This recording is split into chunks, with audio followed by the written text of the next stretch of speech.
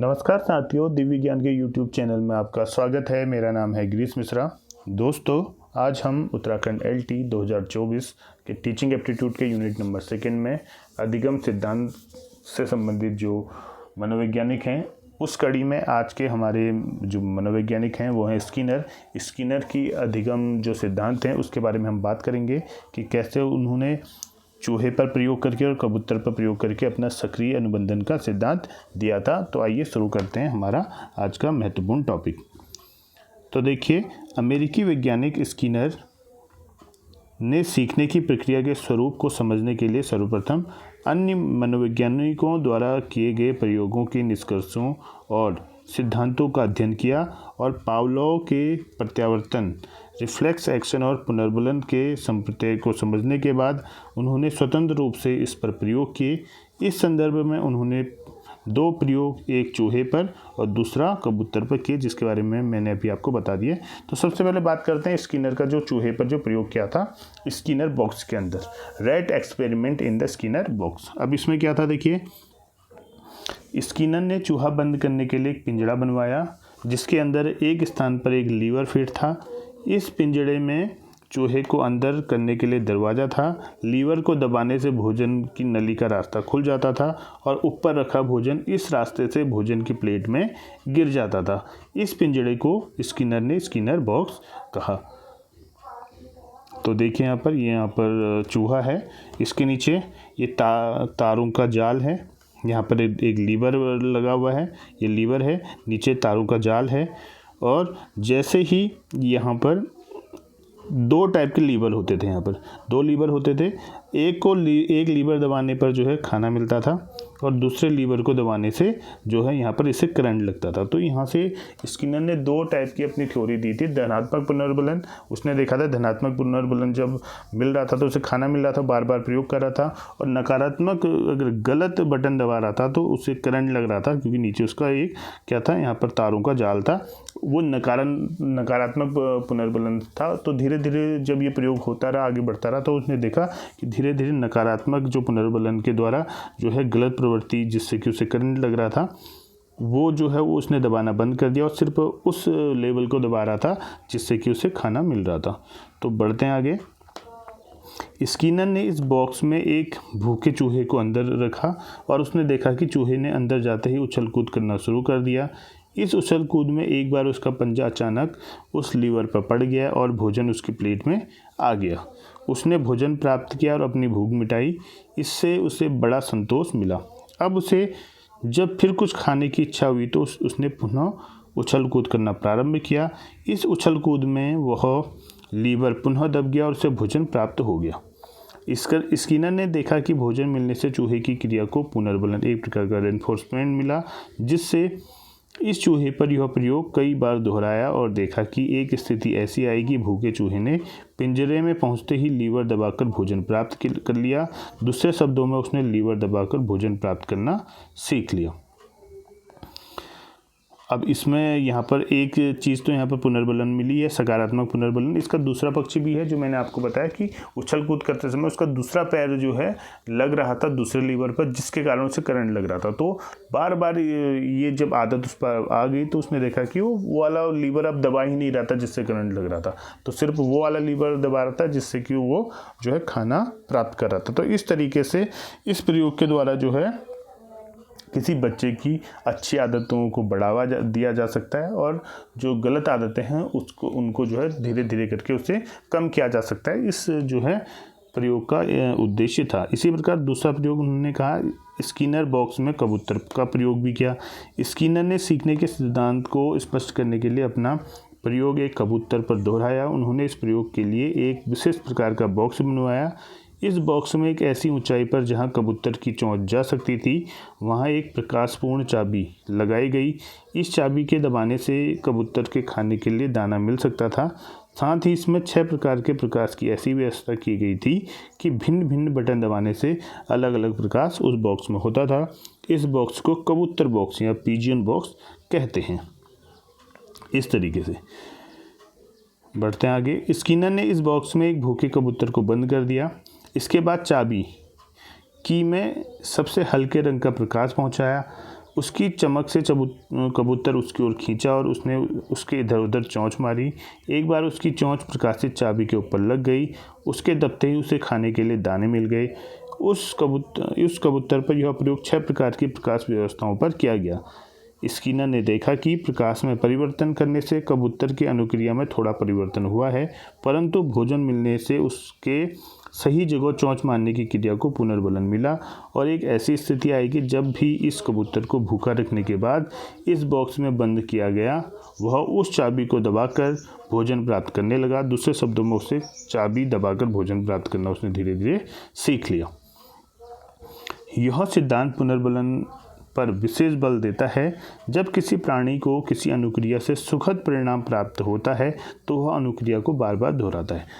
इस बार बार दोहराने की इच्छा उत्पन्न करने को ही पुनर्बलन कहते हैं। तो कहने का मतलब सुखद परिणाम अगर मिलता है तो उससे वो बार बार कराता है और धीरे धीरे उससे सीख जाता है और इसी को पुनर्बलन कहते हैं, जैसा कि कबूतर को बटन दबाने से भोजन प्राप्त होने पर हुआ। स्पष्ट है कि पुनर्बलन अनुक्रिया का परिणाम है जिससे भविष्य में अनुक्रिया होने की संभावनाएं बढ़ जाती हैं। इस सिद्धांत में पुनर्बलन का बड़ा महत्व है, इसलिए इसे पुनर्बलन का सिद्धांत थ्योरी ऑफ रेनफोर्समेंट भी कहते हैं। पुनर्बलन को मनोवैज्ञानिकों ने 2 रूपों में विभाजित किया है, एक धनात्मक पुनर्बलन और एक ऋणात्मक पुनर्बलन। इसका और दूसरा रूप भी है प्राथमिक पुनर्बलन और गौण पुनर्बलन। अब ये होता है क्या, इस पर बात करते हैं। धनात्मक पुनर्बलन उसे कहते हैं जो किसी उद्दीपक की उपस्थिति से मिलता है, जैसा कि भूखे कबूतर को भोजन से मिला। इसी प्रकार ऋणात्मक पुनर्बलन उसे कहते हैं जो किसी उद्दीपक की अनुपस्थिति से मिलता है, जैसे किसी शिक्षक की अनुपस्थिति में उस शिक्षक से डरने वाले बालक की अनुक्रिया में वृद्धि होना। जैसे जो हमने अभी प्रयोग देखा था स्किनर बॉक्स के अंदर चूहे का, तो 2 लीवर थे, एक में जो है एक के दबाने से उसे भोजन प्राप्त हो रहा था और एक के दबाने से उसे जो है करंट लग रहा था। तो धीरे धीरे ऐसा देखा गया कि धनात्मक पुनर्बलन में वृद्धि हुई और वो उसी लीवर को दबा रहा था जिससे खाना आ रहा था और उस लीवर को बाद में नहीं दबा रहा था जिससे जो है उसे करंट लग रहा था। तो 2 एक धनात्मक पुनर्बलन और एक ऋणात्मक पुनर्बलन का जो है यहाँ से स्थिति स्पष्ट हो जाती है। अब प्राथमिक पुनर्बलन क्या है? प्राथमिक पुनर्बलन से तात्पर्य उस पुनर्बलन से होता है जो किसी उद्दीपक से सीधा प्राप्त होता है, जैसे भूख, प्यास, काम आदि से प्राप्त होने वाला पुनर्बलन। और गौण पुनर्बलन से तात्पर्य उस पुनर्बलन से होता है जो प्राथमिक पुनर्बलन प्रदान करने वाले उद्दीपक के साथ लगातार उपस्थित होने के कारण प्राप्त होता है, जैसे कि भोजन के साथ घंटी की ध्वनि को लगातार सुनने से कुत्ते की अनुक्रिया को पुनर्बलन मिला था। सक्रिय अनुबंधन सिद्धांत जो ऑपरेंट कंडीशन थ्योरी है स्किनर की, इसकी विशेषता क्या है? यह सिद्धांत क्रिया प्रसूत अनुबंधन पर बल देता है और सिद्धांत द्वारा सीखना अधिक स्थायी होता है। यह सिद्धांत क्रिया से अधिक क्रिया के परिणाम को महत्व देता है। साथ में यह सिद्धांत सकारात्मक परिणाम से मिलने वाले पुनर्बलन पर बल देता है जो सीखने वाले की क्रिया को गति देने में सहायक होती है। साथ में यह सिद्धांत सीखने की क्रिया में सफलता पर विशेष बल देता है। यह सिद्धांत सीखने की क्रिया में अभ्यास पर बल देता है और अंत में सक्रिय अनुबंधन द्वारा मंद बुद्धि के बच्चों को भी सिखाया जा सकता है, जो ये इसकी विशेषताओं के अंतर्गत आता है। इसमें कमियां क्या हैं सिद्धांत में? यह सिद्धांत पशु पक्षियों पर प्रयोग करके प्रतिपादित किया गया है, इसलिए यह मनुष्य को सीखने की क्रिया की सही व्याख्या नहीं करता है। तो यानी ये प्रयोग ही जो है जानवरों पर हुआ है, पशु पक्षियों पर हुआ है और उससे सीधा मनुष्यों पर अप्लाई करना उतना सार्थक यहाँ पर लगता नहीं है। साथ में यह सिद्धांत बुद्धिहीन तथा मंद बुद्धि वाले प्राणियों पर ही लागू होता है।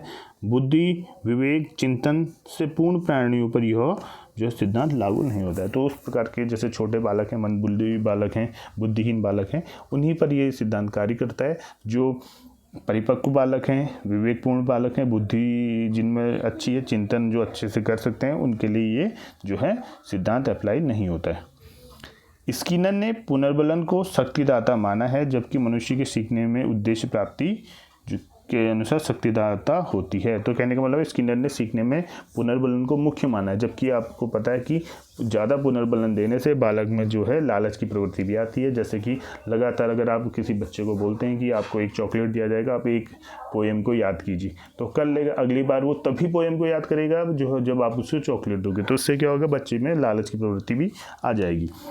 इस सिद्धांत के अनुसार पुनर्बलन के अभाव में सीखने की प्रक्रिया मंद हो जाती है, जबकि मनुष्य की सीखने में लक्ष्य प्राप्ति आवश्यक होती है। इस सिद्धांत के अनुसार सीखना एक यांत्रिक प्रक्रिया है, जबकि मनुष्य की सीखने की प्रक्रिया में हम जानते हैं कि बुद्धि लगती है, चिंतन लगता है, तर्क लगता है एवं विवेक की भी आवश्यकता होती है। अब शिक्षा में क्या उपयोगिता है ऑपरेंट कंडीशन की, तो बात करते हैं। यह सिद्धांत सीखने के लिए उद्दीपक स्टिमुलस के स्थान पर मोटिवेशन को आवश्यक मानता है, इसलिए पढ़ने लिखने वाले बालकों को अभिप्रेरित करने के लिए इसका उपयोग किया जाता है। तो इस सिद्धांत के द्वारा पता चला कि सिर्फ स्टिमुलस जो उद्दीपक है वो सीखने के लिए उपयोगी नहीं है, उससे ज़्यादा उपयोगी है मोटिवेशन। किसी बालक के अंदर अगर मोटिवेशन होगा तभी वो सीखने की प्रक्रिया में ज़्यादा जो है सक्रिय रूप से अपनी भूमिका निभा पाएगा। इसी प्रकार यह सिद्धांत सीखने में पुनर्बलन को बहुत महत्व देता है, इसलिए शिक्षण कार्य में शिक्षक द्वारा विद्यार्थियों को पुनर्बलन देने में इसका उपयोग किया जाता है। जैसे कि अब अगर आप क्लास में पढ़ा रहे हो, बच्चे को पढ़ा रहे हो, तो साथ साथ में बच्चे को अगर प्रश्न पूछा जाता है तो उससे लगातार पुनर्बलन दे सकते हैं, शाब्दिक पुनर्बलन दे सकते हैं, शाबाश, बहुत बढ़िया, आप जो है बहुत अच्छा आंसर दिया, इस तरीके से शाब्दिक पुनर्बलन आप दे सकते हो, जिससे कि जो है बच्चा जो है अधिक सक्रिय होकर चीज़ों को सीखेगा। विद्यार्थियों की सफलता के लिए उन्हें क्रियाशील रखने हेतु इस सिद्धांत का उपयोग किया जाता है। तो यानी सफलता के लिए लगातार क्रियाशील अगर करना है तो इस सिद्धांत के द्वारा उन्हें क्रियाशील किया जा सकता है। सक्रिय अनुबंधन का प्रयोग समस्यात्मक बालकों के व्यवहार में वांछित परिवर्तन के लिए भी किया जाता है। जो समस्यात्मक बालक होते हैं बालक क्लास में, उनके जो गलत बिहेवियर को कम करने और अच्छे बिहेवियर को बढ़ाने के लिए ये इस ऑपरेंट कंडीशन का उपयोग किया जा सकता है या किया जाता है, तो ये इसकी उपयोगिता होती है। तो दोस्तों ये था हमारा आज का महत्वपूर्ण टॉपिक, स्किनर का जो है ऑपरेंट कंडीशनिंग यानी कि सक्रिय अनुबंधन सिद्धांत जो स्किनर ने दिया था, जो कि चूहे और जो है चूहे पर उन्होंने प्रयोग किया था और कबूतर पर प्रयोग किया था। तो उम्मीद करता हूँ कि इस सिद्धांत से संबंधित आपको सारी जानकारियाँ इस वीडियो में प्राप्त होंगी। मिलते हैं अपने जो है चौथे मनोवैज्ञानिक जो थॉर्नडाइक हैं उनके जो है सिद्धांत पे, वो जो है कल आपको वीडियो आएगी उसकी। तो मिलते हैं नई वीडियो के साथ, तब तक के लिए धन्यवाद। जय हिंद, जय भारत, जय उत्तराखंड।